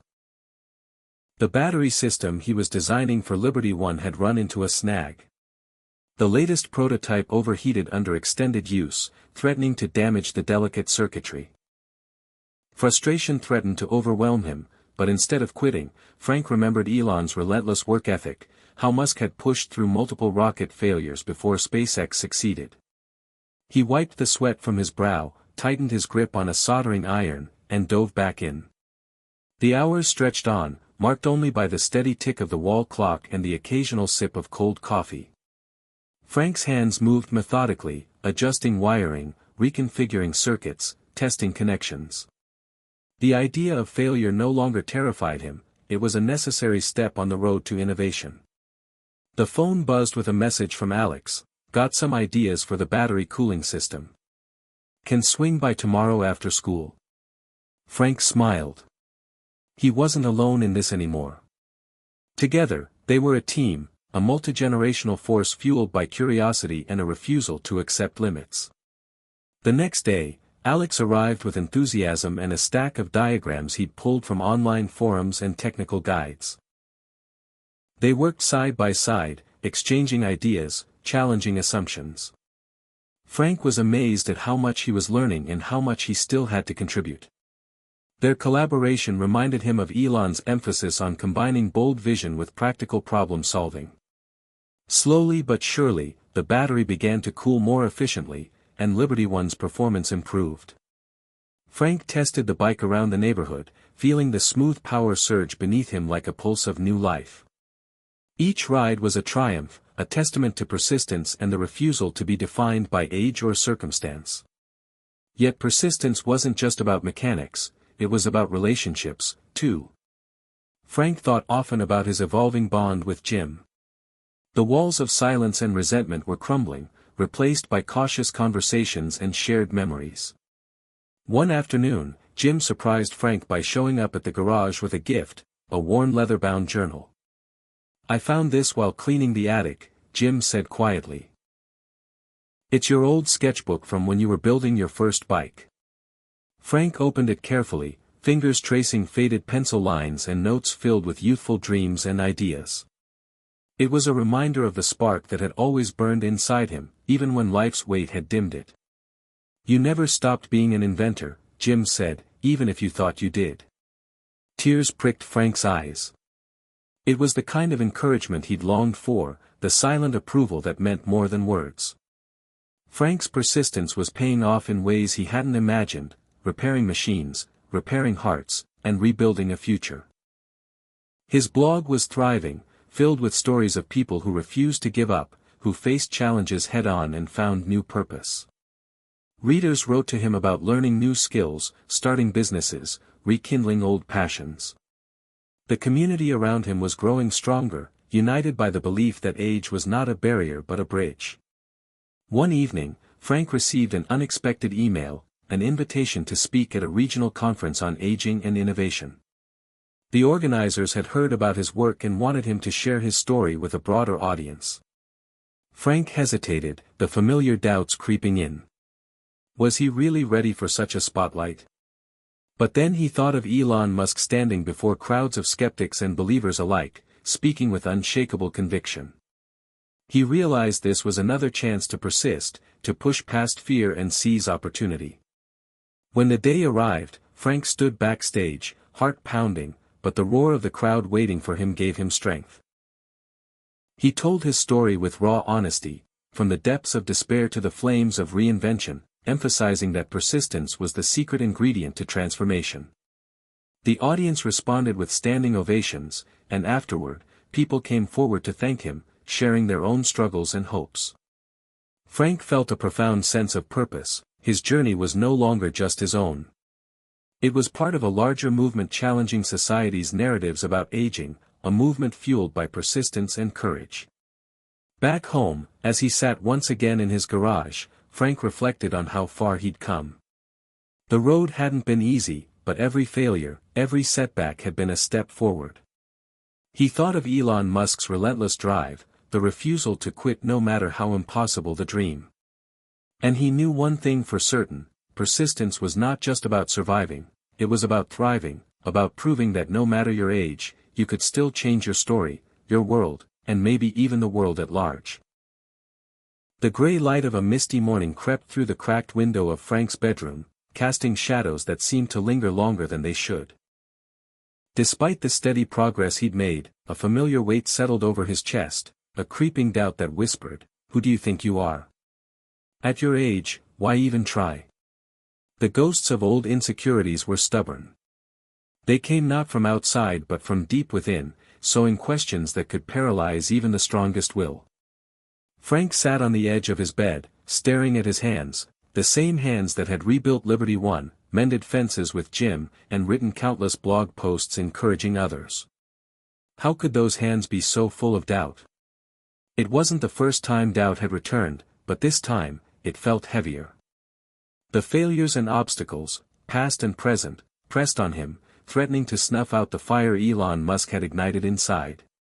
Frank remembered one of Elon's quotes that had once fueled him: "When something is important enough, you do it even if the odds are not in your favor." But the odds felt daunting now. He wondered if he was fooling himself, chasing dreams that belonged to younger men.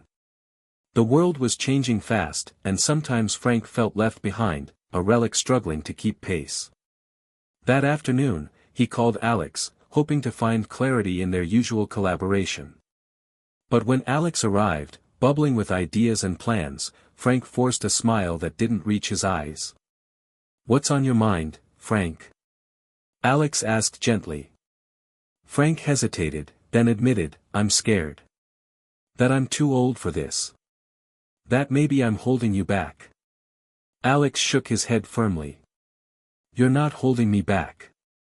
You're pushing me forward.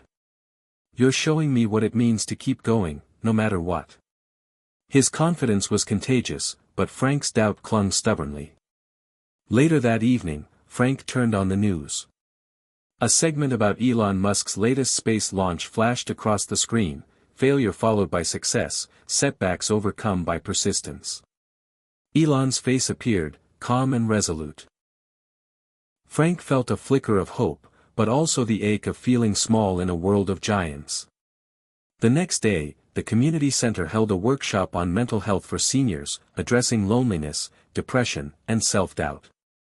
Frank attended, sitting quietly as stories poured out, stories that echoed his own struggles. During the Q&A, Frank shared his fear of fading away, of being forgotten. A therapist responded, "Doubt is a shadow that follows us all, but it doesn't define us. What defines us is what we choose to do despite it." Those words lingered. Frank realized that doubt might never fully disappear, but it didn't have to be his master. He could acknowledge it, learn from it, and then move forward anyway. That night, Frank wrote a new blog post titled, "When Doubt Returns." He laid bare his fears, his struggles, and the choice to keep going regardless. The response was immediate and overwhelming. Messages poured in from readers who recognized their own shadows in his words. They shared their battles with doubt, their moments of despair, and their decisions to keep fighting. Frank felt less alone, buoyed by the collective strength of those who refused to surrender. In the days that followed, Frank and Alex redoubled their efforts on Liberty One. They implemented new designs, tested innovations, and tackled challenges with renewed vigor. Frank understood that doubt was part of the journey, not a sign of failure but a marker of growth. Elon Musk had faced doubt countless times, but his ability to push through had changed the course of history. Frank wasn't Elon Musk, but he could borrow that mindset, the refusal to give in, the commitment to the cause. One afternoon, Jim stopped by unexpectedly, bringing a batch of homemade cookies and a quiet apology for past distance. They talked for hours, sharing fears and hopes, acknowledging that even the strongest among them had moments of doubt. "You inspire me, Dad," Jim said. "Not because you never doubt, but because you don't let it stop you." Frank smiled, feeling the truth of those words settle deep inside. The night before his next public talk, doubt returned again, whispering fears and failures. But this time, Frank greeted it without fear. He acknowledged it, thanked it for reminding him he was human, and then chose to rise above. The stage lights felt warm as he stepped forward, ready to share not just his victories but his vulnerabilities, the real story of persistence amidst doubt. As he spoke, he saw faces soften, eyes glisten, and hearts open. Frank realized that the power wasn't just in success but in the courage to keep trying despite fear. Elon Musk had shown him that radical thinking included embracing failure, fear, and doubt as part of the process. That night, Frank lay in bed with a quiet certainty: doubt would always be there, but so would he, standing, fighting, and moving forward. The fire Elon Musk had sparked was not just about innovation or invention, it was about the relentless human spirit, one that refuses to be extinguished, no matter the years lived or challenges faced. Frank had learned a lot about persistence and doubt, but he soon realized there was another challenge he couldn't ignore: the walls between him and others, walls built by years of misunderstanding, distance, and silence. Reconnecting with Jim had been a start, but Frank wanted more than just mending fences with family. He wanted to build bridges, to a community that often overlooked people like him and to younger generations who seemed to live in a different world altogether. The idea came to him one afternoon as he sat in his garage, tinkering with Liberty One's latest upgrade. Elon Musk often spoke about the power of collaboration and breaking barriers between industries, nations, and minds. Frank thought, why not between generations? Why not between the old and the young, blending wisdom with energy, experience with innovation? He called Alex. "What if we started a program here? Something that brings seniors and young people together to work on projects, share stories, and learn from each other?" Alex's eyes lit up. "Like a mentorship, but two-way. We teach each other stuff." "Exactly," Frank said. "We're stronger when we build bridges, not walls." Over the next few weeks, Frank reached out to the local library, schools, and senior centers. The idea was simple but powerful: create a workshop where seniors and youth partnered on technology projects, building, coding, inventing. Frank knew it wouldn't be easy. Preconceptions ran deep on both sides. Many seniors saw young people as distracted or disrespectful. Many young folks thought of older adults as stuck in the past or out of touch. But Frank believed they could break through those barriers with time, respect, and shared goals. The first session was nerve-wracking. Frank watched as a group of seniors and teens awkwardly introduced themselves, unsure how to connect. Alex sat beside him, explaining software basics patiently to Mrs. Wilson, a retired teacher who had never used a computer before. Slowly, the ice began to melt. Mrs. Wilson laughed as she fumbled with a mouse. A teenage boy named Marcus helped her navigate the screen, and she shared stories about teaching in the 70s. Others gathered around a table to brainstorm ideas for an eco-friendly community project, something to help reduce waste and promote sustainability. Frank saw sparks of connection he hadn't expected. Over weeks, the workshop grew. Seniors taught patience, history, and resilience. Youth brought fresh ideas, technical skills, and energy. Together, they built small robots, designed apps, and even started a garden powered by solar sensors. Frank marveled at the transformation, not just in the projects but in the people. Barriers cracked, stereotypes faded, and friendships formed. One afternoon, Frank sat beside Jim, who had volunteered to help with the program. "I didn't realize how much I had to learn from these kids," Jim admitted. "And how much they have to learn from us." Frank nodded. "It's about respect and curiosity, two things that don't expire with age." The program caught the attention of the local newspaper. A reporter came to film a session, capturing moments of laughter, teamwork, and genuine connection. The article highlighted how Frank's idea was bridging a generational gap, sparking hope in a town that often saw age as a divide. In the evenings, Frank updated his blog with stories from the workshops, celebrating successes and sharing lessons learned. The response was overwhelming. Readers from across the country wrote about starting similar initiatives in their communities. Frank realized that building bridges wasn't just about technology or projects, it was about restoring humanity and understanding in a fractured world. Elon Musk's radical vision had always been about pushing boundaries and connecting ideas to create the future. Frank was living that vision on a human scale, proving that connection and collaboration were timeless forces for change. One day, as the workshop wrapped up, Marcus approached Frank. "Thanks for this," he said quietly. "You made me realize that growing up doesn't mean forgetting where you come from. And that the people before us still have a lot to teach." Frank smiled, feeling the warmth of a bridge firmly built. He thought back to his own journey, the loneliness, the doubt, the setbacks, and realized that none of it would have been bearable without connection. The fire Elon Musk had sparked inside him was more than innovation, it was about people, about building bridges that could carry dreams across generations. As Frank locked up the garage that night, he looked up at the stars and felt a quiet joy. The future was bright, not because it was certain, but because they were building it together, one bridge at a time. Frank's life had found a new rhythm, a cadence defined by purpose, connection, and the steady hum of Liberty One's motors.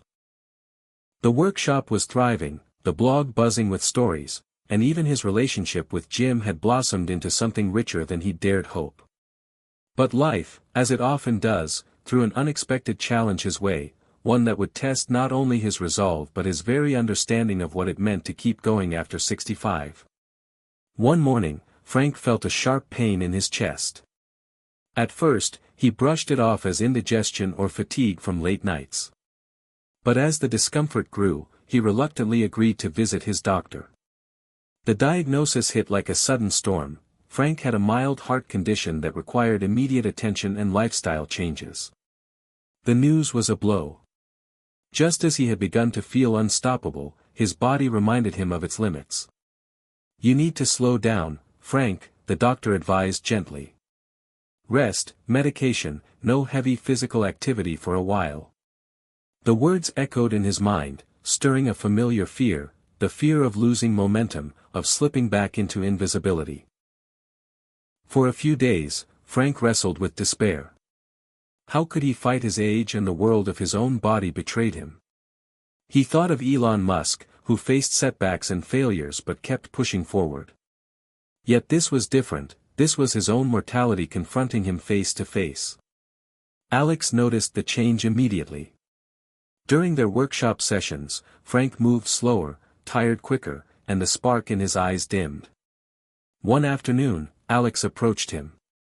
"Dad, you don't have to do this alone," he said softly. "We're a team. We'll figure this out together." Frank nodded, grateful but stubborn. He was determined not to be defined by illness. He researched heart conditions, spoke with specialists, and adjusted his routine. He learned that slowing down didn't mean stopping, it meant being smarter, listening to his body, and adapting. He found inspiration in Elon's approach to risk, calculated, informed, but never defeated. Frank began incorporating meditation, gentle exercise, and a healthier diet into his days. He discovered a community of seniors managing chronic conditions with grace and grit. They shared stories of resilience that bolstered his own resolve. Meanwhile, the Liberty One project adapted. Alex took on more hands-on roles, while Frank focused on design and planning. Their partnership deepened, built on trust and mutual respect. The workshop embraced a new theme, innovation within limits, encouraging participants to find creative solutions that respected their realities. One afternoon, Jim stopped by with a homemade meal and a proposal. "Let's take this as a new challenge, proof that we can face anything together." Frank smiled, feeling the strength of family and friendship surround him. As weeks passed, Frank found a balance between caution and courage. He still pushed boundaries but with a newfound wisdom. He shared his journey openly in his blog, writing about vulnerability and strength, about facing fears head-on without losing hope. Readers responded with gratitude and encouragement. The unexpected challenge became a catalyst for deeper transformation, not just of Frank's body but of his spirit. He realized that perseverance wasn't about reckless defiance but about adapting, evolving, and continuing the journey no matter the obstacles. Elon Musk's fearless mindset wasn't about ignoring limits, it was about redefining them. Frank's story was no longer just about late-life invention, it was about the human capacity to rise after every fall, to find purpose even when the path shifted. One evening, as he sat quietly in his favorite chair, Frank reflected on the twists and turns of his journey. He understood now that aging was not a single story of decline but a complex, ever-changing narrative filled with challenges, surprises, and opportunities. The fire Elon had sparked within him was not just about building bikes or mending relationships, it was about embracing life in all its unpredictable glory. And with that realization came peace, and a fierce determination to keep moving forward, no matter what came next. Frank had weathered the storm of his health scare and learned the power of adapting without surrendering. Yet, deep inside, a new hunger grew, a desire not just to survive or connect but to reach higher, to set a bold goal that would stretch him beyond his comfort zone and show the world what was still possible after 65. Elon Musk's story had always been about pushing boundaries, not just the physical or technical ones but the mental and emotional barriers that tell us when to stop dreaming. Frank remembered Elon's audacious goal of sending humans to Mars, a dream so vast it seemed impossible. What could Frank's Mars mission be? It didn't have to be a rocket launch or a multi-million-dollar venture. It could be something meaningful, something that felt like a summit to climb. One crisp autumn morning, while taking a gentle walk with Jim, Frank shared his idea. What if we organize a community event, something big, inspiring, that brings everyone together? Something that says, we're still here, still capable, still dreaming. Jim's eyes sparkled. Like a festival? A celebration of second chances? Exactly, Frank said. A day where seniors, young people, families, everyone, can showcase their talents, share their stories, and prove that life after 65 is just the beginning. The idea took root quickly. Frank reached out to the community center, local businesses, and the workshop participants. The event would be called Reach Higher, a festival of innovation, art, and connection designed to inspire and uplift. Planning was a whirlwind. Flyers were printed, schedules crafted, volunteers recruited. Frank and Alex worked side by side, coordinating exhibits, speakers, and activities. The local newspaper ran a feature story about the festival, highlighting Frank's journey and the message of hope and possibility.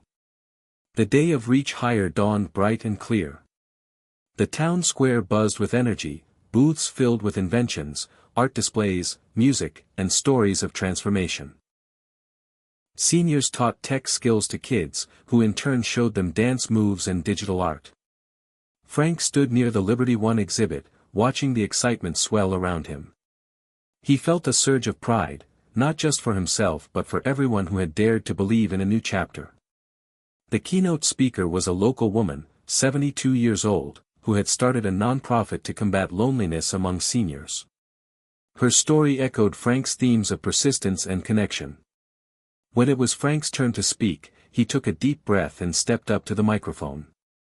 "When I was told I was too old to change, too old to matter, I almost gave up," he began. "But then I remembered Elon Musk's words, persistence is very important. I realized it's never too late to dream, to build, to connect." He looked out at the crowd, faces shining with hope and determination. "This festival is proof. We are proof. Age is not a limit, it's a starting line." The applause was thunderous. Tears welled in Frank's eyes as he felt the weight of years lift in that moment. The festival continued late into the evening, filled with laughter, music, and new friendships. Frank knew this was more than an event, it was a movement, a declaration that the second half of life could be vibrant, bold, and full of purpose. Later, as the square emptied and stars appeared overhead, Frank stood quietly, reflecting on the journey that had brought him here. From a place of loneliness and doubt, he had climbed higher, built bridges, faced challenges, and now celebrated a community united by hope. Elon Musk's spark had ignited something inside him that no obstacle could extinguish, the belief that it's never too late to reach higher, to dream bigger, to live fuller. And with that belief, Frank knew the best was yet to come. After the success of the Reach Higher festival, Frank felt a quiet shift within himself and his community.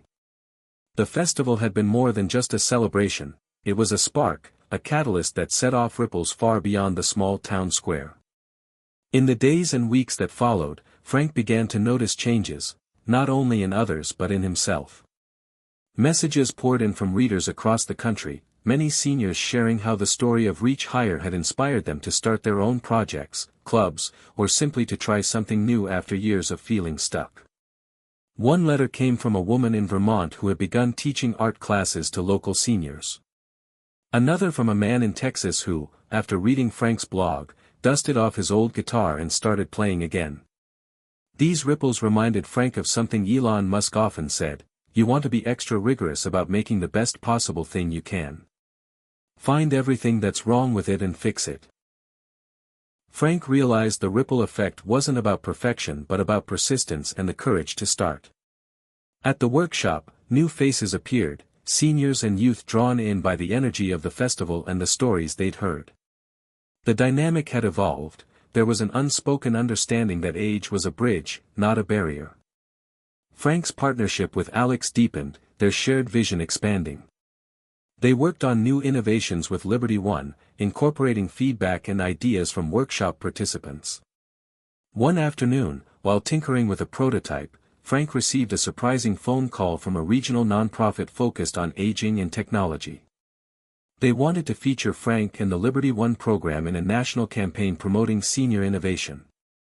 It was a moment of validation that filled him with pride and gratitude. But with attention came pressure. Frank felt the weight of expectations, of representing not just himself but an entire generation often overlooked. He remembered the fear and doubt that had once nearly stopped him and knew he had to stay grounded. The ripple effect extended to his family as well. Jim, inspired by his father's journey, decided to take a sabbatical from work to volunteer more in the community. Their relationship, once strained, grew into one of mutual respect and support. Frank's blog began featuring guest posts from workshop members, stories of rediscovery, healing, and ambition. It became a tapestry of voices united by the refusal to fade away quietly. Yet, amid the growth and success, Frank remained mindful of the journey's roots, the loneliness, the fear, the moment he almost gave up. Each ripple was a testament to the power of one person's choice to keep going. Frank thought often about Elon Musk's fearless approach to challenges, how setbacks were just steps on the path to breakthrough. He embraced that mindset, knowing that every ripple, no matter how small, could eventually reshape the landscape. One evening, as Frank walked through the quiet town, he noticed a group of teenagers practicing a robotics project near the library, a scene he had once only dreamed of. He smiled, feeling the warmth of progress and the promise of what was still to come. The ripple effect was real, and Frank was proud to be a part of it. He knew the journey was far from over, but for the first time, the future didn't feel like a question mark. It was an open sea, full of possibilities waiting to be explored. Frank had come far from the quiet days of solitude and doubt. The journey, fueled by a spark from Elon Musk's relentless spirit, had transformed his life in ways he never imagined. Yet as he approached his 70th birthday, a new realization settled in: no matter how much progress he had made, there was one frontier he hadn't fully faced, the fear of what came next. Aging, he understood now, was a continuous series of frontiers, physical, emotional, social. He had crossed many, but the horizon always expanded, inviting him onward. The final frontier was not death itself but the fear of insignificance, the worry that after all his efforts, he might still fade into the background. One afternoon, while reviewing plans for a new Liberty One model, Frank caught himself hesitating, wondering if he had the energy left to push forward. It was then he came across an old interview with Elon Musk on a podcast.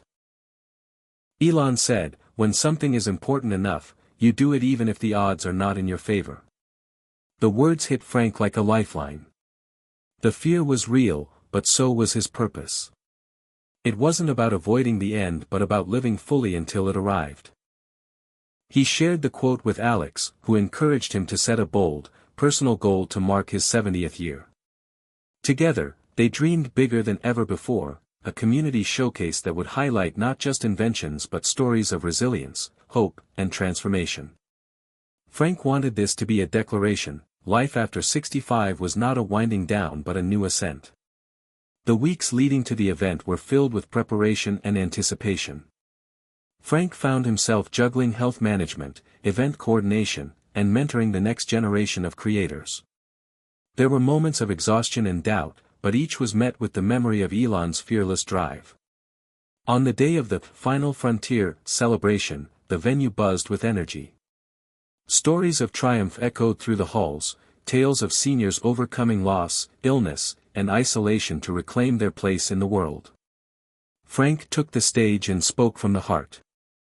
"We all face frontiers, some visible, some hidden inside us. The true courage is in stepping forward anyway, in daring to dream and to live with purpose. I am proof that it's never too late to change your story." As the crowd rose in applause, Frank felt a profound peace. He understood that the final frontier wasn't a destination but a mindset, a refusal to surrender to fear or invisibility. Elon Musk had been his spark, but the fire had become his own. That night, as stars filled the sky, Frank sat quietly, grateful for the journey, ready for whatever came next, knowing he had faced the final frontier with courage, hope, and an unbreakable spirit. Frank sat quietly in his favorite chair, the soft glow of the evening sun casting long shadows across the room. The journey that had once seemed impossible, from loneliness and despair to purpose and connection, had brought him here, to a place he never thought he'd reach. He looked around at the small inventions scattered on his workbench, the photos of the Reach Higher festival, and the letters from readers who had found hope in his story. For years, Frank believed the end was near, that after 65, life's best days were behind him. He thought age was a cage, a slow fade into silence. But now he knew better. He realized the truth Elon Musk embodied: that limits are often illusions, that persistence and vision can ignite transformation at any stage. Frank's voice trembled slightly as he began to speak, as if sharing a secret finally uncovered. I was never too old. I was just waiting for permission to matter again. Those words echoed through his mind, a testament to the power of self-belief and second chances. He remembered the moments of doubt, the skeptical doctors, the distant family, the ache of lost dreams, and how each one had almost stopped him. Yet each setback had also fueled his determination. He thought of Elon Musk's relentless questioning of the impossible, his refusal to accept limits, and how that fire had sparked a revolution in Frank's own life. The room felt alive with memory and promise. Outside, the world moved on, but Frank's journey was far from over. He had become a beacon for those who felt left behind, a living example that life after 65 could be vibrant, impactful, and full of joy. His story had touched countless lives, inspiring others to break free from fear and embrace their own new beginnings. Frank smiled softly, knowing that the legacy he would leave was not just a collection of inventions or achievements, but the hope he had rekindled in himself and others. He reached for his journal, the pages filled with reflections, plans, and dreams yet to be realized. There was still work to do, stories to tell, bridges to build.